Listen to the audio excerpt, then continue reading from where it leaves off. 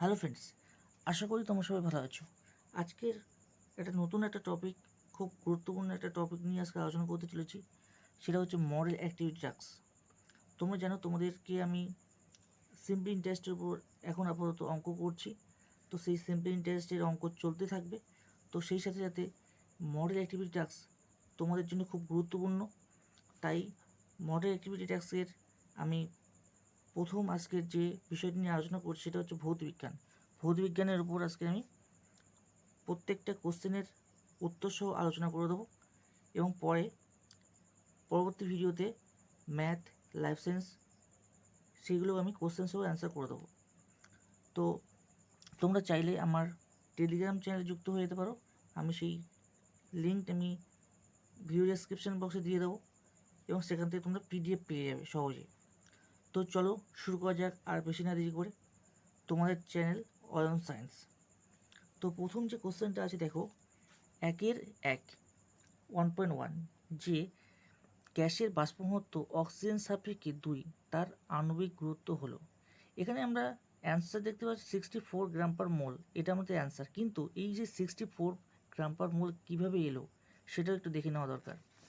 তো দেখো, যে বাষ্প ঘনত্ব সমান সমান একটা সূত্র মনে রাখবে যে গ্যাসের একটি অণুর ভর ডিভাইডেড একটি অক্সিজেন অণুর ভর।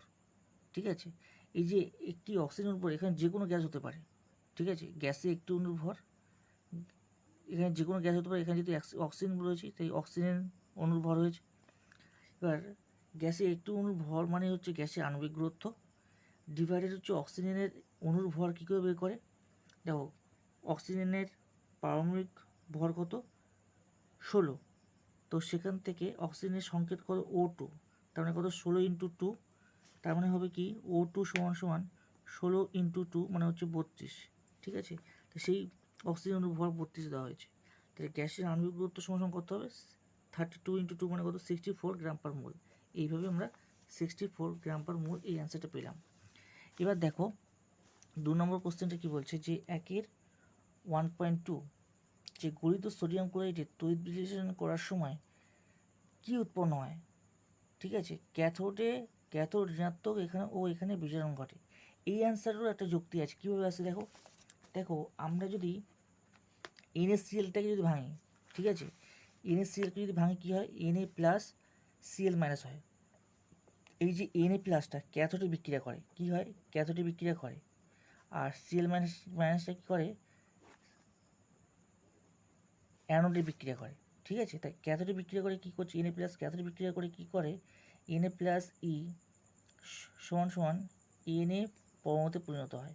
আর Cl মাইনাসটা কী করে, অ্যানোডে বিক্রিয়া করে এখানে Cl মানে একটা ইলেকট্রন এখানে বর্জন করে দেয়। ঠিক আছে, ইলেকট্রন বর্জন করে দেয়। এখানে দেখো একটা ইলেকট্রন তো গ্রহণ করতে, তার মানে কি, বিজারণ হচ্ছে। আর এটা হচ্ছে ক্যাথোডে বিক্রিয়া হচ্ছে, এবং এখানে যদি একটা ইলেকট্রন গ্রহণ করছে তার মানে কি, ঋণাত্মক হচ্ছে। তাই দেখো খ নাম্বার দেখে যে অ্যান্সারটা আছে, ক্যাথোডে ঋণাত্মক এবং এখানে বিজারণ ঘটে। তাই এই অ্যান্সারটাই আমাদের একদম পারফেক্ট অ্যান্সার। এবার দেখো কি বলছে, 1.3 থেকে অঙ্কটা কী বলছে, যে 3 ওহম ও 6 ওহম রোধের সমান্তরাল সমবায় তুল্য রোধের মান হলো। তো এর একটা সূত্র তোমরা একদম মনে রাখবে, যেটা তুল্য রোধ সমান সমান R1 R2 divided R1 plus R2, তাহলে এক চান্সে বেরিয়ে যাবে। ঠিক আছে, এইটা কীভাবে আমরা সমান্তরাল সমবায় সমান কী জানি, 1/R সমান সমান 1/R1 প্লাস 1/R2। ঠিক আছে, এবং এখানে দুটো বলেছে, R1 R2 মান দিয়েছে, কিন্তু আরও মান দেওয়া যেতে পারে, ডট প্লাস দিয়ে ডট ডট ডট ডট। ঠিক আছে, তো এখানে R1 আর R2 মান দিয়েছে। একটা কী বলেছে, 3 ওহম বলেছে, আর একটা বলেছে 6 ওহম।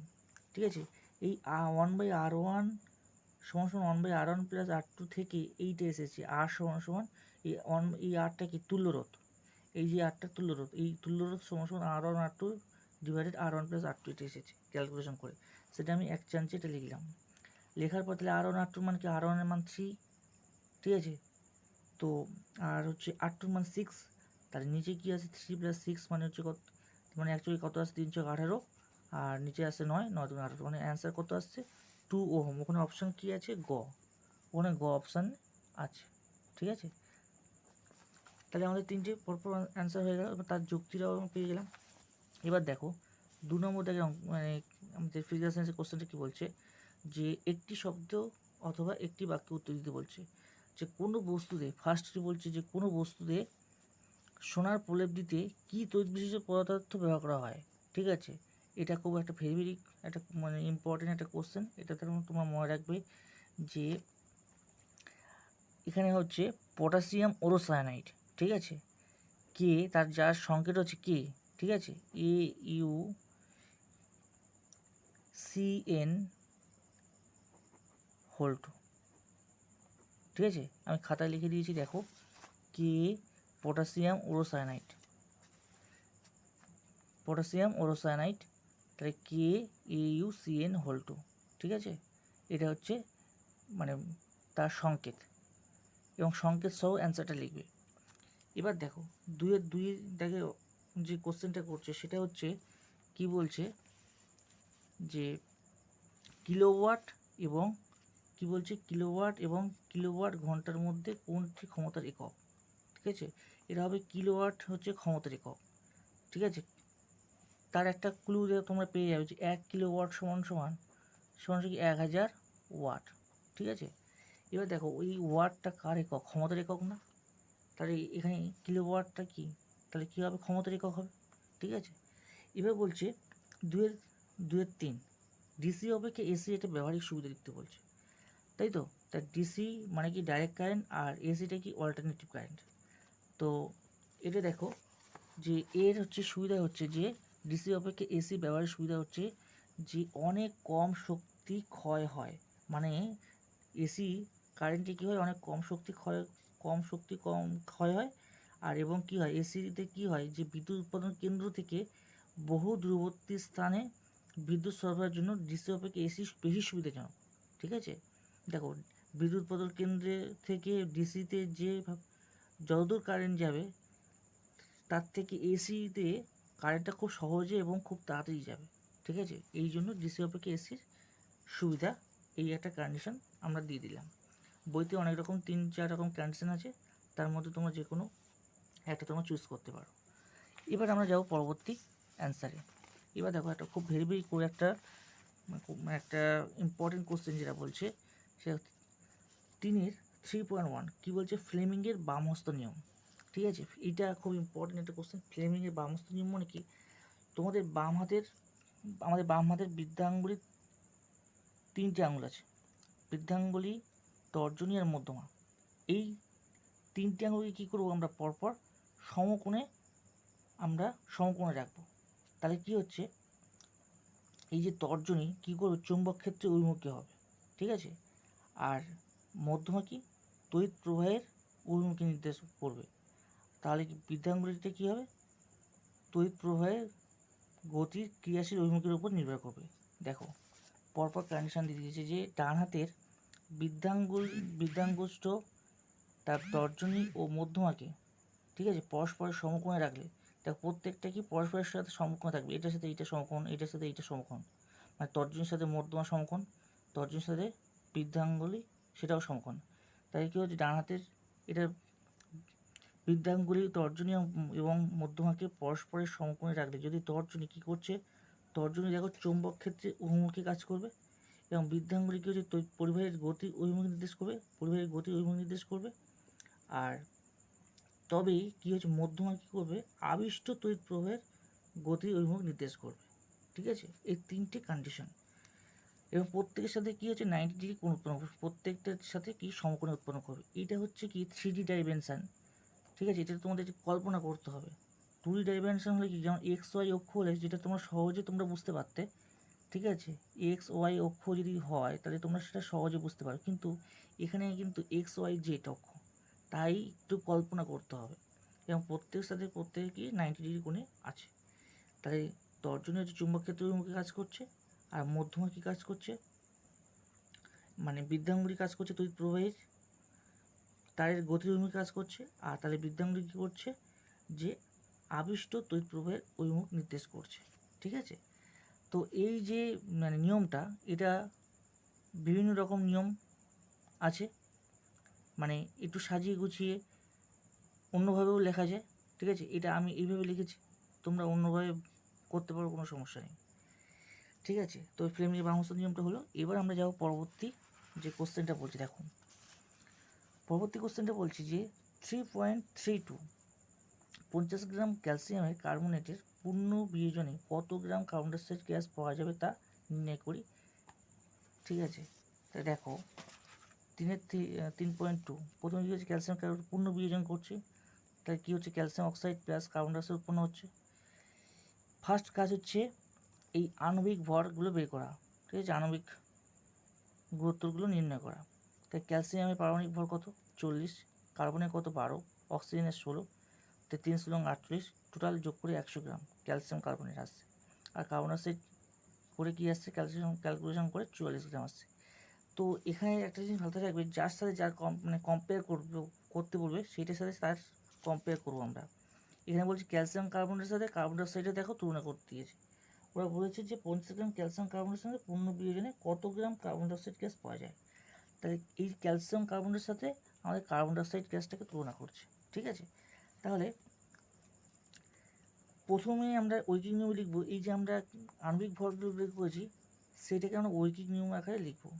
তাহলে ফার্স্ট কী হবে, 100 গ্রাম ক্যালসিয়াম কার্বনেট থেকে কী পায়, কার্বন ডাইঅক্সাইড পাওয়া যায় হচ্ছে 44 গ্রাম।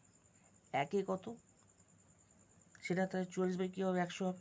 আর বইতে কী বলেছে, 50 গ্রাম ক্যালসিয়াম কার্বনেট থেকে তাহলে কার্বন ডাইঅক্সাইড গ্যাস পাওয়া যাবে কত, 44 বাই 100 ইন্টু 50, তবে কাটাকুটি করে 32 গ্রাম। এটা আমাদের অ্যান্সার এলো, ঠিক আছে। এবার আমরা যাবো পরবর্তী যে কোশ্চেন আছে, 4 দিকে কোশ্চেন। এটা একটা খুব ভেরি ভেরি ইম্পর্টেন্ট একটা কোশ্চেন এবং খুব ভালো একটা কোশ্চেন। দেখো 4 নম্বর থেকে বলছি যে 4.1 দুটি ধাতব তারের দৈর্ঘ্যের অনুপাত কত বলছে, 2:1, এবং ব্যাসার্ধ অনুপাত বলছে 1:2, এর রোধাঙ্ক অনুপাত বলছে 3:4। ধরে তার দুটি রোধের অনুপাত কত হবে সেটা নির্ণয় করতে বলছে। এটা দেখো 4-1 প্রথম হচ্ছে প্রথম তারের ক্ষেত্রে আর দ্বিতীয় তারের ক্ষেত্রে ধরি কী করবে, রোধ ধরবে R1, ব্যাসার্ধ R1। দেখো রোধ হচ্ছে ক্যাপিটাল আর দিয়ে প্রকাশ করা হয়, আর এখানে ব্যাসার্ধটা সবসময় দেখবে স্মল আর দ্বারাই প্রকাশ করা হয়। দৈর্ঘ্য কত L1, স্মল L1, ক্ষেত্রফল হচ্ছে A1। দেখে এটা যদি তার নিয়ে কাজ হচ্ছে, তারগুলো কি বৃত্ত, তা বৃত্তের পরিধি সূত্র কি πr², তাই হচ্ছে এখানে ব্যাসার্ধ বলতে কত R1, তাই πr1²। অনুরূপভাবে দ্বিতীয় তারের ক্ষেত্রে কি রোধ R2, ব্যাসার্ধ R2, দৈর্ঘ্য L2, ক্ষেত্রফল A2, তাহলে এখানে πr2² হয়ে যাবে। এবার দেখো প্রদত্ত দেওয়া আছে কি বইতে, L1:L2 = 2:1 দেওয়া আছে, আর R1:R2 মানে ব্যাসার্ধ অনুপাত কত হচ্ছে 1:2, রোধাঙ্কের মানে ρ1:ρ2 = 3:4 দেওয়া আছে। আমরা জানি দেখো একটা সূত্র বইতে আছে আমাদের, R = ρl / A, ঠিক আছে। এবার দেখো প্রথম তারের ক্ষেত্রে আমরা রোধ কী পাবো, R1 = তাহলে কী হবে, ρ1 L1 / A1 = দেখো মানগুলো বসে দিলাম। রোধাঙ্কের মান কত, ρ1 এর মান 3, L1 এর মান হচ্ছে তোমার 2, সেটা বসিয়ে দিলাম। আর A1 মানে কি πr1², তাহলে পাই এর মানটা হচ্ছে পাই, আর R1 এর মানে কত 1। এবার দ্বিতীয় ক্ষেত্রে কী হচ্ছে সেরকম, R2 = ρ2, L2 / A2 = এখানে মানগুলো বসিয়ে দিবে। এখানে হচ্ছে 1 নম্বর সমীকরণ, 2 নম্বর সমীকরণ, এবং 1 এবং 2 নম্বর সমীকরণের মধ্যে ভাগ করিয়া পাই, এটা তোমরা লিখতে পারো। 1 এবং এই জায়গাটায় 1 এবং 2 নম্বর সমীকরণের মধ্যে ভাগ করিয়া পাই, তার মানে কি 1 ভাজক 1 ভাগ হচ্ছে 2, তোমরা লিখতে পারো 1 এবং 2 নম্বর সমীকরণ ভাগ করে পাই। তাহলে কী হবে, R1 / R2 = এই মানগুলো বসাবে। দেখো 6/π, এখান থেকে 3 × 6, আর এখানে পাই আসছে, আর নিচে কী আছে, তারপরটা কী আছে 4 / 2² 4, 4/4π। তবে 6/4 ইন্টু 4/5টা উপরে ডিগবাজিকে উপরে উঠে 4π/4, তো কাটাকাটি করে 6/1 আসছে। তার মানে অ্যাকচুয়ালি অ্যান্সার আসছে কত, 6:1, এটা হচ্ছে অ্যান্সার আসছে, ঠিক আছে। তো আজকে এই পর্যন্ত, তোমার সাথে দেখা হচ্ছে পরবর্তী ভিডিওতে। তোমার সবাই ভালো থাকবে, সুস্থ থাকবে, জয় হিন্দ।